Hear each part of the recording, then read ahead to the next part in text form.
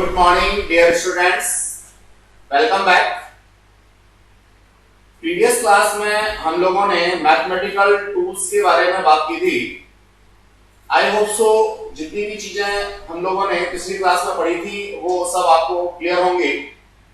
आज कुछ बातें हम लोग और करेंगे, लेकिन मैं नया कुछ शुरू करूं उससे पहले दो तीन चीजें बच्चे आप लोगों को क्लियर कर देना चाहूंगा.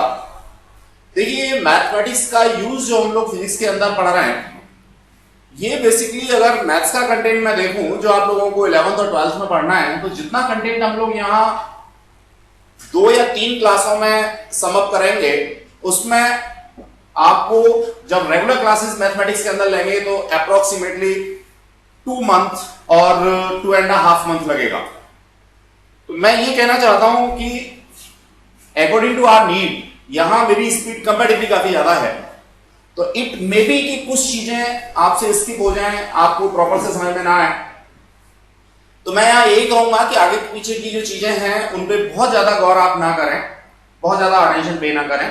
लेकिन जो एग्जांपल्स हमने यहां दे रखे हैं पूरे इस चैप्टर में, जिसको हमने जीरोथ नेम दिया है, मुश्किल से 6-7 क्वेश्चन होंगे. तो वो 6-7 क्वेश्चन आप लोगों को जरूर लगा के देख लेना है, बहुत ज्यादा एम्फेसाइज करने की जरूरत नहीं है. दूसरा ऑप्शन हमारे पास ये भी होता है कि जैसे जैसे मैथमेटिकल टूल्स की जरूरत हम लोगों को फिजिक्स में होगी, वैसे वैसे हम इनको चैप्टर के अंदर भी दोबारा से बताएंगे.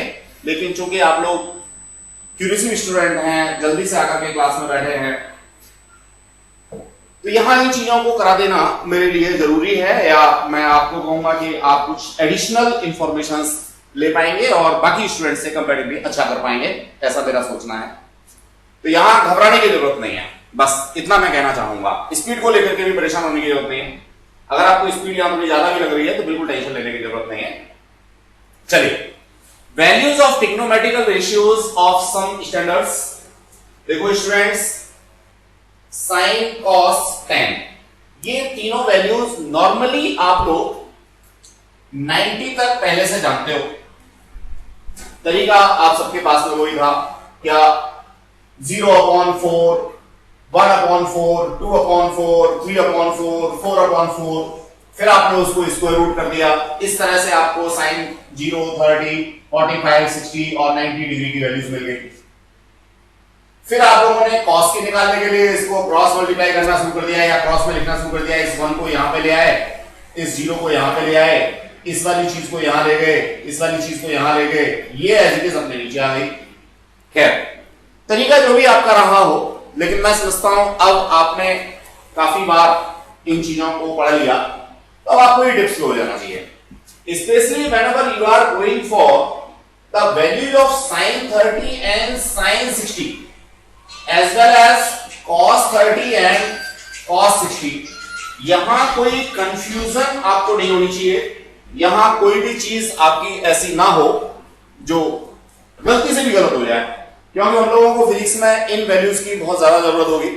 और जहां हमने वैल्यू एक बार गलत प्लेस की, हमको याद नहीं रही या किसी भी तरह से, तो हमारा आंसर गलत आता है. और गलत आंसर आने का सबसे बड़ा जो ड्रॉबैक होता है, या जो सबसे बड़ा हार्म हम लोगों को होता है, वो ये होता है कि क्वेश्चंस को करने में फिर हमारा मन नहीं लगता.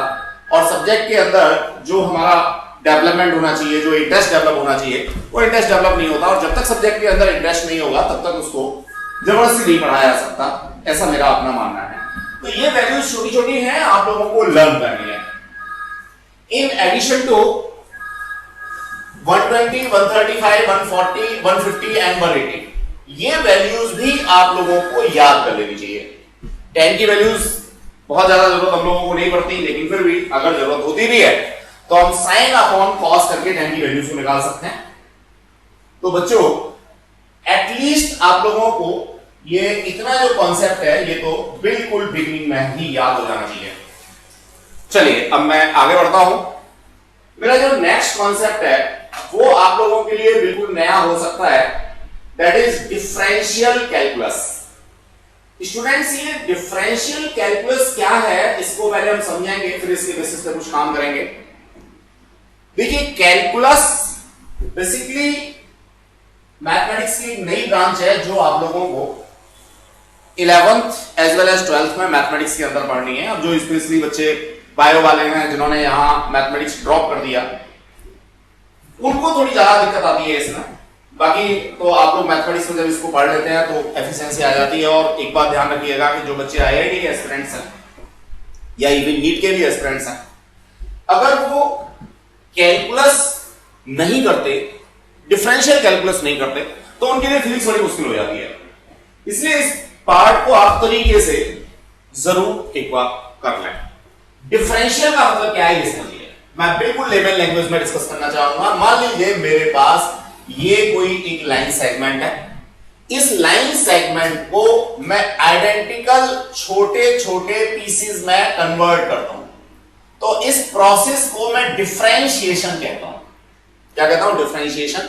अब इस डिफरेंशिएशन प्रोसेस को लेकर के ही मैथमेटिकल टूल्स हमने कुछ बना दिए, कुछ फॉर्मूले बना दिए, वो हम लोगों को पढ़ना है डिफरेंशियल कैलकुलस के अंदर। इसको मैं ऐसे लिख सकता हूं कि टोटल लेंथ अगर L थी और स्मॉल पार्ट की जो लेंथ है वो dl है, तो मैंने इस L को आइडेंटिकल कई सारे पार्ट्स जिनमें से एक पार्ट की वैल्यू dl है, मैं डिवाइड कर दिया, तो इसे मैंने कहा डिफरेंशिएशन। ये है इसका वर्ड मीनिंग, या समझने के लिए कि एक्चुअल में डिफरेंशिएशन है क्या। अब देखो बहुत सारी क्वांटिटी आप लोगों को फिजिक्स में मिलेंगी जो डिपेंडेंट होंगी।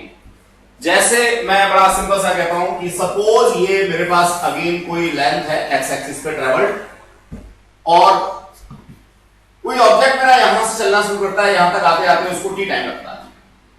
तो आपने अब तक स्पीड का जो फॉर्मूला पढ़ा है वो सिंपल सा x अपॉन टी यानी डिस्टेंस अपॉन टाइम पढ़ा है। लेकिन अगर मान लो ये स्पीड मेरी डिफरेंट प्लेसेस पे डिफर है, अलग अलग जगह पे अलग अलग है, तो मैं ये फॉर्मूला एज यूनिवर्सल तो नहीं लिख सकता। जब मैं ये फॉर्मूला एज यूनिवर्सल नहीं लिख सकता तो मुझे क्या करना होगा? डिफरेंट पार्ट्स के लिए लिखना होगा। जैसे इस पार्ट के लिए मैंने अलग लिख दिया, इस पार्ट के लिए अलग लिख दिया, इस पार्ट के लिए अलग लिख दिया। तो मैं इसका जो डिफरेंशिएशन वाला कॉन्सेप्ट है या डिफरेंशियल कॉन्सेप्ट है उसको लिखता हूं dx ओवर dt। अब स्टूडेंट्स इसको d को d से कैंसिल आउट मत कर देना, ये बेसिकली नोटेशन है। क्या मैं यहां से ये कहता हूं कि जो x है वो टाइम का डिपेंडेंट है, यानी x मेरा जो डिस्टेंस ट्रेवल्ड है वो टाइम के ऊपर बेस्ड है या टाइम के ऊपर डिपेंडेंट है। तो ऐसा मेरा लिखने का नोटेशन है और मैं इसको लिखता हूं dx ओवर dt। तो नो डाउट स्पीड का एक नया रिप्रेजेंटेशन dx ओवर dt जिसको मैं डिफरेंशियल फॉर्म कहता हूं, ये मेरे को मिल गया। अब इसके ऊपर हम वर्कआउट कैसे करेंगे, चीजों को कैसे करेंगे, ये मैं आगे समझने की कोशिश करता हूं, समझाने की कोशिश करता हूं। कुछ मैथमेटिकल डेफिनेशंस आप लोगों को यहां पे दी रखी हैं, तो नॉट यू वरी, एक बार पढ़ लेना, जो समझ में आ जाए ठीक है, अदरवाइज बहुत ज्यादा चिंता करने की जरूरत नहीं है। हाँ, इतना जरूर मैं बताना चाहूंगा कि जो अभी मैंने केस यहां पे लिया था, उस केस में मैंने क्या लिया था कि भाई ये मेरे पास कोई डिस्टेंस है और इस डिस्टेंस को ट्रेवल करने में टाइम t लगता है। यहाँ पे छोटे फ्रेगमेंट के लिए मैंने dx कहा इस डिस्टेंस को, और इसमें टाइम लगा dt। तो इस पर्टिकुलर जगह पर जो स्पीड है उसको मैंने dx ओवर dt कहा। इसी पर्टिकुलर जगह की, पर्टिकुलर पॉइंट की जो स्पीड है उसको मैं नाम देता हूं इंस्टेंटेनियस स्पीड। तो जब भी मुझे किसी बड़ी इवेंट में से इंस्टेंटेनियस इवेंट को सेपरेट करना है, रिप्रेजेंट करना है, तो मैं ऐसा लिखता हूं, यहां मैंने लिखा भी है कि डेल्टा x या dx टेंड्स टू 0। यानी मैं यहां जो फ्रेगमेंट ले रहा हूं dx, ये बहुत छोटा ले रहा हूं। आपको स्टूडेंट यहां ये कंफ्यूज हो सकता है कि सर यहां पे कभी इसको d लिख रहे हैं, कभी डेल्टा लिख रहे हैं। बच्चों सिर्फ रिप्रेजेंटेशन का अंतर है, बाकी कुछ नहीं है। स्मॉल d मैंने लिखा तो बहुत छोटा पार्ट, डेल्टा x लिखा तो कंपैरेटिवली थोड़ा सा बड़ा पार्ट, और सिर्फ x लिखा तो कंपैरेटिवली और बड़ा पार्ट। बस ये समझने के लिए है। बाकी बुक्स में dy ओवर dx या delta y over delta x, इसमें कोई भी अंतर आप लोगों को नहीं मिलेगा। अब मैं कुछ फॉर्मूलों के बारे में आप लोगों से डिस्कशन देना चाहूंगा। जैसे सबसे पहला है let c be the constant then d by dx of c equals to 0। यानी कि जो कोई कांस्टेंट क्वांटिटी है मैं उसको फर्दर डिवाइड नहीं कर सकता। जब मैं फर्दर डिवाइड नहीं कर सकता तो मैंने लिख दिया इसको 0, यानी a constant with respect to dx is not divisible, जिसको मैंने लिखा क्या 0। अब देखो बच्चे, हमने प्रीवियस क्लास में भी कहा था mathematics is a language of physics. तो मैं जो सेंटेंस आपको बोला इंग्लिश में या हिंदी मिक्स, उसको मैथमेटिक्स में सिर्फ एक इक्वेशन, छोटी सी इक्वेशन की फॉर्म में लिख दिया। मैंने सेंटेंस क्या बोला था? The differentiation of a constant is 0, या the C constant can not be further divisible with respect to X. तो further not divisible to X, इसका मतलब मैंने इसको 0 लिख दिया। बाकी रोड मेमोरी में जाने के लिए बस इतना सा एक सेंटेंस याद रख लीजिए, किसी भी कांस्टेंट क्वांटिटी का डिफरेंशिएशन 0 होता है, बस इतना सा याद रखना है। बाकी जब मैथमेटिक्स में पढ़ेंगे तब आप डीप में चले जाइएगा। अब नेक्स्ट कॉन्सेप्ट की मैं बात करता हूं। तो बच्चों, नेक्स्ट कॉन्सेप्ट में एक कांस्टेंट के साथ वेरिएबल भी ले रखा है, जैसे यहां पे dcy ओवर dx। मैं पहले कह चुका हूं कि y is a dependent of x। तो अब देखो c कांस्टेंट तो बाहर आ गया, जो y है उसको x के रेस्पेक्ट में मैंने डिफरेंशिएट किया, dy ओवर dx हो गया। यानी अगर कॉम्बिनेशन है मेरे पास दो क्वांटिटी का, उनमें एक कांस्टेंट है एक वेरिएबल है, तो मैं कांस्टेंट को अलग कर दूंगा और वेरिएबल जो होगा, जो डिपेंडेंट होगा, उसको मैं फॉर्मूले की बेसिस पे सॉल्व करके अलग से लिख दूंगा। चलिए अब मैं बात करना चाहूंगा, देखिए third formula, that is x to power n over dx। यानी कोई क्वांटिटी है मेरे पास x to power n exponent की फॉर्म में, और इसको मैं x के रेस्पेक्ट में ही डिफरेंशिएट करना चाहता हूं। तो इसका फॉर्मूला है n x to power n minus 1। ये फॉर्मूला है, आपने याद करना है क्यों आया, कहां से आया। आप पढ़ोगे कहीं ग्रेजुएशन में, वो भी मैथमेटिक्स में, फिजिक्स में कहीं भी नहीं पढ़ोगे। फॉर्मूला याद करने का तरीका सिंपल सा, जो पुरानी वाली पावर थी उसको आगे ले लिया और पुराने वाली पावर में से एक कम करके नई वाली पावर लिख दी, बात खत्म। तो मैं यहां सीधे सीधे कहूंगा d x to power n over dx is equal to n पुरानी power x to power n minus 1, यानी नई पावर जो है वो पुराने वाले से एक कम है। बच्चों ध्यान रखो, देखो यहां पर वेरिएबल x है और यहां भी वेरिएबल x है, तब ये फॉर्मूला है। अब कोई बच्चा अगर यहां पे ये लिखने लगे dy to the power n over dx, y मेरा डिपेंडेंट नहीं है x का, तो निश्चित रूप से ये 0 होगा। अगर मेरा y x के रेस्पेक्ट में वेरी करता है, x के साथ साथ चेंज होता है, तो ही मैं इस फॉर्मूले का यूज कर सकता हूं, अदरवाइज तो नहीं।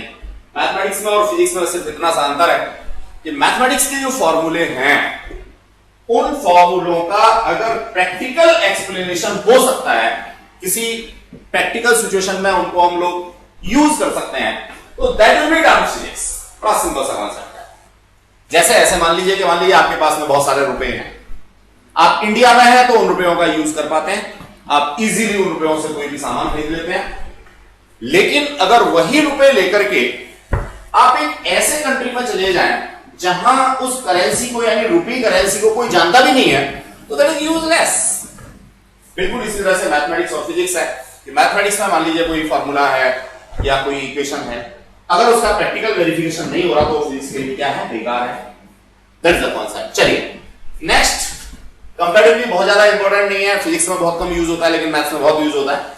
यहां मैंने y एक लिया, उसको u और v दो के कॉम्बिनेशन के साथ में प्लस या माइनस के साथ में डाला। अब मेरे को अगर y को डिफरेंशिएट करना है विद रिस्पेक्ट टू x, तो एक बार मैं u का कर दूंगा, एक बार मैं v का कर दूंगा, क्योंकि y के अंदर ये दोनों क्वांटिटी हैं वो दोनों ही x की वेरिएबल है। आगे मैं बढ़ता हूं, ये प्रोडक्ट रूल पूरे 15 दिन लगते हैं आप लोगों को मैथमेटिक्स में। यहां प्रोडक्ट रूल की सिर्फ एक जगह जरूरत पड़ेगी, यूनिट नंबर 5 में, 11th में, बाकी जरूरत ही नहीं पड़ेगी। तो डोंट वरी, अभी छोड़ देते हैं हम इसको। इसी तरीके से क्वेश्चन रूल को भी छोड़ देते हैं, इसकी भी जरूरत अभी हमें नहीं है। चेन रूल की जरूरत आप लोगों को फर्स्ट चैप्टर में ही आ जाएगी, इसलिए मैं इसको जरूर क्लियर करना चाहूंगा। देखो बच्चों, यहां सिंपल सा मैथमेटिक्स का रूल है, dy ओवर dx होना क्या चाहिए था, dy ओवर dx ऐसे होना चाहिए था, लेकिन मैंने क्या किया, अपनी जरूरत के लिए एक बार du से डिवाइड किया और एक बार मल्टीप्लाई कर दिया, तो वैल्यू तो वही नहीं, बस कहानी खत्म। तो ये चेन रूल है, अगर मुझे जरूरत पड़ती है तो मैं इसको यूटिलाइज कर सकता हूं। बाकी यहां बहुत ज्यादा आगे जाने की जरूरत नहीं है, इसकी अभी जरूरत नहीं होगी। मैथमेटिक्स में आप लोग पढ़िएगा, खूब टाइम लगाइएगा, यहां अभी जरूरत नहीं है। लेकिन फॉर्मूले दे रखे हैं समराइज करने के लिए कि कभी अगर जरूरत पड़ जाए किसी कॉम्पिटिटिव एग्जाम के क्वेश्चन के लिए तो आप इन फॉर्मूलों को यूज कर सकते हैं। बाकी ये सारे के सारे फॉर्मूले हैं, इसमें कोई भी एक्सप्लेनेशन मुझे नहीं देना है। अब ये बाकी ग्रीन कलर से जो मैंने दे रखे हैं दो, ये मेरे को एक तरह से रूट मेमोरी में डालना है कि अगर मेरे पास ट्रिग्नोमेट्रिकल रेशियो है साइन और इसके साथ में एंगल लगा हुआ है थीटा की जगह पे क्या एक्स, तो मैं निश्चित रूप से इसका डिफरेंशिएशन कर सकता हूं विद रेस्पेक्ट टू एक्स। कहने का मेरा मीनिंग सीधा सा, यहां x है, यहां भी x है, तो इसकी वैल्यू cos x होगी। एक स्टूडेंट यहां ऐसे भी लिख सकता है d over d theta sine theta. अब इसकी वैल्यू मेरे पास cos थीटा हो जाएगी, यानी ये चीज और ये चीज एक जैसी होनी चाहिए, तभी डिफरेंशिएशन का फॉर्मूला लगेगा, अदरवाइज तो नहीं लगेगा। बस इतना मुझे समझाना है, यहां कंफ्यूज नहीं होना बच्चे। जो साइन एक्स है उसका cos x होता है, लेकिन cos x का माइनस का साइन x होता है, तो ये आपने याद रखना है। बहुत सारे बच्चे इसमें मिस्टेक करते हैं। ट्रिग्नोमेट्रिकल रेशियोज का डिफरेंशिएशन तो और भी है, tan का है, cot का है, sec का है, cosec का है, लेकिन इन सब की जरूरत फिजिक्स में कंपैरेटिवली कम पड़ती है। 12th में जाकर के एक बार जरूरत पड़ेगी इस वाले फॉर्मूले की, sec स्क्वायर x की, अभी जरूरत नहीं है। तो जो ग्रीन वाले दे रखे हैं बस यही आप लोगों को अभी संभाल के रखने हैं। चलिए अब देखिए एक एग्जांपल हम लोग करते हैं, क्या फाइंड dy ओवर dx, यानी आपने डिफरेंशिएशन करना है किसका, y का विद रेस्पेक्ट टू x। और y क्या है, y यहां पे पहला ये है, दूसरा ये है, तीसरा ये है। तो मैं इसमें से कोई सा भी एक ले लेता हूं और उसको करके दिखा देता हूं। नो डाउट जो सेकंड वाला है इस ऑप्शन को आप लोग थोड़ा सा प्रॉब्लमेटिक महसूस कर रहे होंगे और मैं भी छोड़ देता हूं। अभी मैं एक आसान वाला ले लेता हूं या मॉडरेट ले लेता हूं। सबसे आसान इसमें पहले वाला है और सबसे मुश्किल सेकंड वाला है और सब मॉडरेट जो है वो थर्ड वाला है। तो मैं इस मॉडरेट वाले को आप लोगों को सॉल्व करके एक बार दिखा देता हूं कि कैसे करना होता है। आई होप सो फिर आपको ये क्लियर हो जाएगा और आप डिफरेंशिएशन के प्रोसेस को थोड़ा बहुत समझ पाएंगे। चलिए मेरे को dy ओवर dx निकालना है। सबसे पहला स्टेप होगा dy over dx equals to d that is 5x to power 4 over dx। ये मेरा यहां पे प्लस का साइन है, यानी टर्म चेंज हो रहा है, तो अगला टर्म मैंने यहां पे लिखा d 3x to power 3y2 over dx। फिर मेरा टर्म चेंज हो रहा है यहां पे, तो प्लस का d6x ओवर dx। चाहो तो इनको भी ब्रैकेट में बंद कर दो, थोड़ा आसानी रहेगी, अच्छा सा भी लगेगा। बस अब इसमें मेरे को पहले वाले टर्म को सॉल्व करना है। फॉर्मूला है dx to power n over dx is equal to x to power n minus 1 into n। ये फॉर्मूला मुझे यूज करना है बच्चों। देखो ये 5 कांस्टेंट है, अपनी जगह पे एज इट इज रहेगा।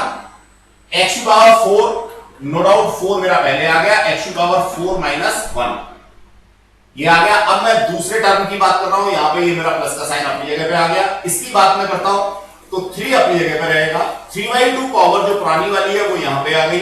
x to power 3y2 minus 1 मेरे को एक माइनस करके लिखना होता है, प्लस यहां मैं बात करता हूं तो देखो बच्चों 6 अपनी जगह पे रहेगा। x की पावर यहां कुछ नहीं है, इसका मतलब कितनी है, 0 है या 1 है। x की पावर कुछ नहीं है, इसका मतलब 0 है या 1 है। Absolutely it is 1। कुछ बच्चे इसको 0 लिखते हैं तो गड़बड़ फंस जाएंगे गड़बड़ में। ये एक्चुअल में कोई पावर नहीं, इसका मतलब 1 है। 1 है तो ये 1 मेरा यहां पे आ गया और x टू पावर 1 माइनस 1 ये आ गया। अब मैं इसको नेक्स्ट स्टेप में लिखता हूं 5 4 जा 20 x टू पावर 3 प्लस ये हो गया मेरा 9/2 x टू पावर 3/2 माइनस 1 1/2 बचा। आई होप सो यहां कोई गलती नहीं करेगा। प्लस 6 मल्टीप्लाइड बाई 1 6 और x टू पावर 1 माइनस 1 यानी कि x टू पावर 0। अब बच्चों x टू पावर 0 का कितना होता है वैल्यू, 1 होता है। वेरी गुड, तो ये 1। इस तरह से मेरा आंसर आ गया 20x³ plus 9/2 x to power 1/2 plus 6। तो एग्जैक्टली जो मेरा सेकंड वाला पार्ट था ये वाला, इसका सॉल्यूशन ये निकल के आ गया। ये 2-3 स्टेप है, एक ही फॉर्मूला हम लोगों ने यूज किया है। आई होप सो आप लोगों को समझ में आ गया होगा। अगर आप कॉपी करना चाहते हैं तो क्लास आपके पास अवेलेबल होगी, इसको पॉज करके आप कॉपी करते रहेंगे, समझते रहेंगे। मेरी अपनी मजबूरी है, मुझे एक सीक्वेंस और स्पीड बना के रखनी पड़ेगी, तो उसी स्पीड को मैं बढ़ा करके आगे बढ़ता हूं। नो डाउट इसका सॉल्यूशन हमने यहां दे रखा है, वही स्टेप्स हैं सारे के सारे, आप वो स्टेप्स फॉलो करके कर सकते हैं। ऐसे ही सेकंड वाला है, फर्स्ट वाला है, पहले आप अपने आप से ट्राई करेंगे, अगर आपको अपने आप से नहीं बनता तो फिर आप लोग इसको यहां से देख लेंगे। चलिए next we are moving towards example number 2। देखो बच्चों, पहले हमने प्योर मैथमेटिक्स पढ़ लिया एग्जांपल नंबर 1 में, अब एग्जांपल 2 में उसी फॉर्मूले, उसी मैथमेटिक्स का यूज हमने फिजिक्स में किया। तो देखो कैसे किया, बड़ा मजेदार सा कॉन्सेप्ट है। ए particle is moving with uniform acceleration, its displacement at any instant is given by 10t plus 49t square। यानी जो डिस्प्लेसमेंट है वो s इक्वल्स टू, मेरे को दे रखा है 10t plus 49t square। What is the initial velocity? Initial velocity का मतलब t इक्वल्स टू 0 होगा। तो पहले तो मैं वेलोसिटी निकालूं, फिर मैं इनिशियल वेलोसिटी के लिए t की वैल्यू 0 डालूं, फिर है वेलोसिटी एट 3 सेकंड, तो पहले मैं वेलोसिटी निकालूं, फिर मैं टाइम 3 सेकंड डालूं, फिर है यूनिफॉर्म एक्सेलरेशन, इसके बाद मैं एक्सेलरेशन निकालूं। तो देखो बच्चों, मैथमेटिक्स में मैंने अभी एक सिंपल सा कॉन्सेप्ट पढ़ा, dx to power n over dx equals to n x to power n minus 1। ये प्योर मैथमेटिक्स था, यहां तक फिजिक्स का कोई रोल नहीं था। लेकिन अब इस चीज को मैं फिजिक्स में डालना चाहूंगा। देखो बच्चों, डिस्प्लेसमेंट मुझे दे रखा है और वेलोसिटी की बात कर रहा है, तो जरा देखें एग्जैक्टली वेलोसिटी का फॉर्मूला आप डिस्प्लेसमेंट ओवर टाइम पढ़ के आए हो। डिस्प्लेसमेंट अगर मेरा वेरिएबल है किसका, टाइम का, यानी डिस्प्लेसमेंट मेरा डिपेंडेंट करता है किसके ऊपर, डिपेंड करता है किसके ऊपर, टाइम के ऊपर। तो ये फॉर्मूला मैं लगाता हूं। अब इंस्टेंटेनियस मुझे निकालना है, डिफरेंशियल फॉर्म में लगाना है, तो मैं क्या करूंगा, यहां पे सिंपल सा डी लिखूंगा, यहां पे डी लिखूंगा, यानी ds ओवर dt। मैं ये कह सकता हूं कि जो मेरे पास डिस्प्लेसमेंट है उसका differentiation with respect to time क्या देगा, वेलोसिटी देगा। That is the use of this differential formula in physics. तो बच्चों अब तो कुछ बचा ही नहीं, अब तो मुझे पहले वेलोसिटी निकालनी है। तो velocity is equals to simple सा ds ओवर dt, और ds की वैल्यू मेरे को दे रखी है, that is 10t upon dt और plus that is d 49t square over dt। मैं ऐसे सॉल्व कर देता हूं, यही वाला फॉर्मूला लगा करके, एक ही फॉर्मूला तो मेरे काम का है जो मैंने अभी पढ़ा है, दैट इज 10 t की पावर 1 है into 1 t to power 1 minus 1 plus 49 t की पावर 2 है वो आगे आ गई, that is t 2 to power 2 minus 1, ये आ गया मेरे पास 10 t की पावर 0 का मतलब कुछ नहीं 1 प्लस 49 मल्टीप्लाइड बाई 2 10 कितना 98 हो गया, तो मैंने इसको लिख दिया 98। अब ये यहाँ पे क्या है, t टू पावर 2 माइनस 1 यानी t टू पावर 1, और t टू पावर 1 को मैं लिखता नहीं तो सिर्फ t लिख दिया मैंने। इस तरह से ये मेरा वेलोसिटी का कॉन्सेप्ट आ गया बच्चों। अब पहला कॉन्सेप्ट क्या है, इनिशियल वेलोसिटी। मैं पहला पार्ट करता हूं, अभी तक तो मैंने सिर्फ वेलोसिटी निकाली है, जनरल फॉर्मूला निकाला वेलोसिटी का, कहां से, डिस्प्लेसमेंट से, किसकी हेल्प से, डिफरेंशिएशन की हेल्प से। अब मैं इसमें t इक्वल्स टू 0 डाल दूंगा, तो v एट 0 टाइम, मैंने यहां पे v नॉट लिखा है, इसका मतलब velocity at 0 time is equals to 10, तो यहां पे तो t है ही नहीं। अब प्लस 98 और t की जगह पे 0 डाला, तो दैट विल बी अगेन 0। तो मेरा v नॉट यानी कि v at 0 time must be what, that is 10। अब यूनिट अपने आप से लगानी है, कैसे, यहां पे यूनिट इसने दे नहीं रखी, कहीं भी यूनिट नहीं दे रखी तो फिर घबराने की होती है, सिर्फ आप लिख देंगे यहां पे यूनिट, लेकिन लिखना पड़ेगा यूनिट्स। अगर ये मीटर में दे रखा होता, यहां पे मीटर दे रखा होता, यहां पे सेकंड दे रखा होता, ये सेकंड को दे रखा है खैर इसने, तो फिर मैं यहां वेलोसिटी की यूनिट डालता मीटर पर सेकंड। तो बच्चों ये कॉन्सेप्ट था जो मुझे समझना था, किसको लेकर के। अब इसी का मैं सेकंड पार्ट करना चाहूंगा, velocity at t equals to 3 second. तो 3 सेकंड पे वेलोसिटी मैं निकालता हूं बच्चों, फिर दोबारा से वही काम करता हूं सेकंड पार्ट के लिए। देखेगा इसके लिए, इस वाले पार्ट के लिए। तो देखो बच्चों, सिंपली मेरे को पहले वेलोसिटी निकालनी है। इक्वेशन अभी मैं 2 मिनट पहले निकाल के चुका हूं, तो उसी इक्वेशन को मैं यूज करना चाहूंगा।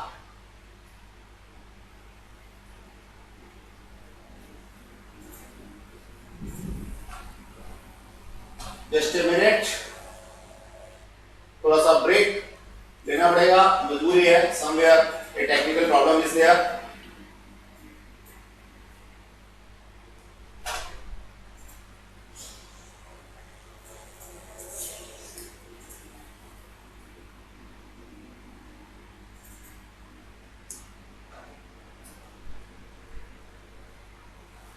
तब तक आप पीछे वाला वो कॉन्सेप्ट करेंगे।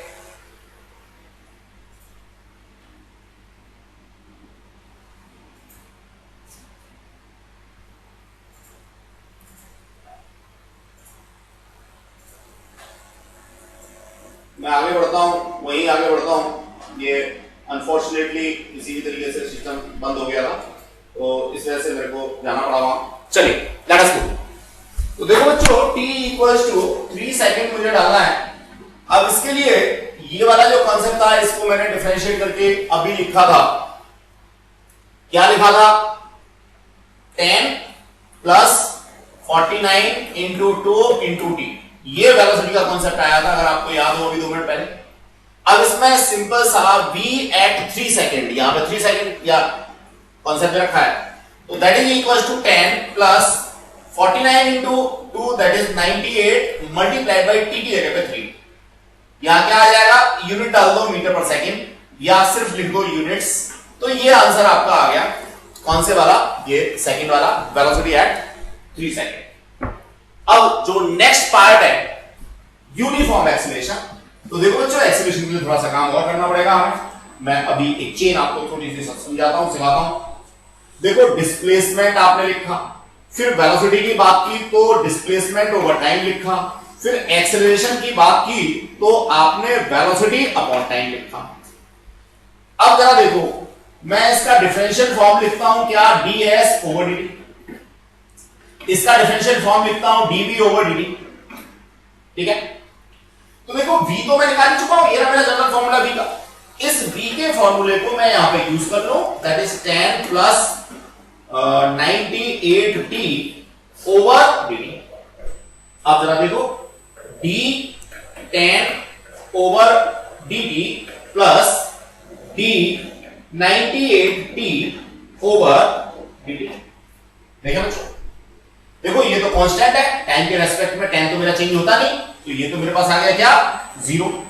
अब इसकी मैं बात करूंगा तो ये मेरे पास आ गया 98 मल्टीप्लाइड बाई 1 और t टू पावर 1 माइनस 1 यानी कि 0, हेंस बाई इट इज 98। तो इस तरह से जो एक्सेलरेशन है मेरा वो क्या आ गया? 98 आ गया। यूनिट दे नहीं रखी, इसलिए मैं यहां पे सीधे सीधे लिख देता हूं units. That will be your third answer, uniform acceleration. Uniform भी उसने इसी तरह है। एक छोटी सी बात मैं और समझाना चाहूंगा बच्चों, अगर मैं यहां पर ये फॉर्मूले वाली वैल्यू डाल दूं तो कुछ इसका रिप्रेजेंटेशन ऐसे आता है, that is d over dt। v की जगह पर मैंने लिखा ds ओवर dt। देख रहे हैं, ये जो मेरे पास v है इसकी जगह पर मैंने v वैल्यू डाल दी ds ओवर dt, तो ये आ गया d over dt, ds over dt। अब यहां से अगर देखोगे तो ये जो अगला रिप्रेजेंटेशन मिलेगा वो मिलेगा d2s ओवर dt स्क्वायर। तो देखो बच्चों, एक्सेलरेशन जो होता है वो d2s ओवर dt स्क्वायर होता है। आप लोग ध्यान से समझेंगे, मैं यहां इसको d2 बोल रहा हूं, d स्क्वायर नहीं कहा मैंने, बोलना भी नहीं है, कभी गलत होगा। और नीचे मैं dt स्क्वायर बोल रहा हूं, तो इसी तरह से आप लोगों ने बोलना है। और मैथमेटिक्स की लैंग्वेज में इसको हम लोग कहते हैं डबल डिफरेंशिएशन। क्या बोलते हैं? Double differentiation. That's the concept. तो बच्चों, इसकी जरूरत हम लोगों को, जैसे ही हम लोग मोशन इन अ प्लेन करेंगे या मोशन इन वन डायमेंशन करेंगे, क्योंकि जो फर्स्ट चैप्टर है उसमें थोड़ी सी मैथमेटिकल कैलकुलेशन है। इन सब चीजों की जरूरत आप लोगों को थर्ड चैप्टर में पढ़ेगी, जहां पे हम लोग वन डायमेंशनल मोशन की बात करेंगे, सेकंड में पढ़ेगी, फिर आगे तो पढ़ती ही रहेगी। लेकिन फर्स्ट चैप्टर में इन चीजों की जरूरत कंपैरेटिवली नहीं पड़ेगी, लेकिन आपको भी यहां से सीख लेना चाहिए। चलिए लेट अस मूव फॉरवर्ड। मैं आगे बढ़ता हूं। ये एक्सप्रेशन दे रखा है यहां पे, बिल्कुल इसी तरह से साइन और कॉस के दे रखे हैं। जो साइन और कॉस की वैल्यूज हमने ऊपर देखी थी फॉर्मूले के फॉर्म में, वो हमें यहां समझनी होंगी।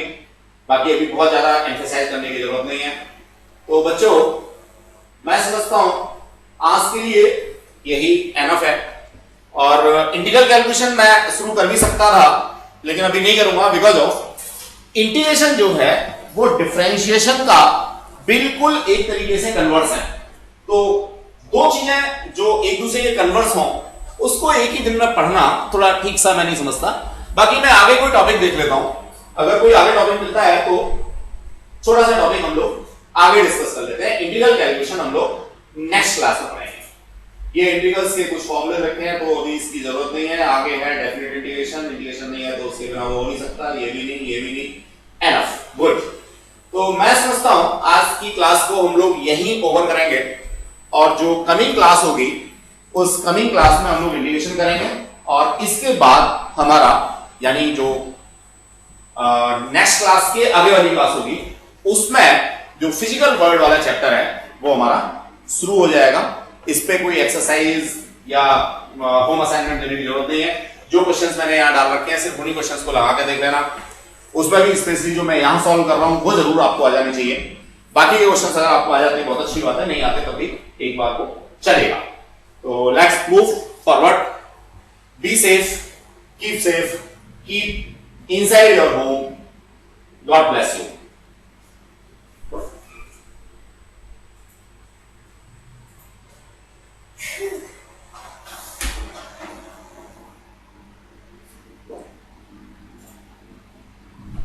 यार एक बात बताओ, समझ में नहीं आने वाले में हुआ क्या था वो क्लास? वो क्या हुआ था ये देखो पापा, इधर छुप गया नीचे। अच्छा अभी भी छुपा रहेगा? हाँ तो फिर कैसे निकलेगा वो? मैं दिखाऊं, इधर निकल गया है। कभी ऐसा नहीं है रिकॉर्डिंग चली रही होगी पीछे?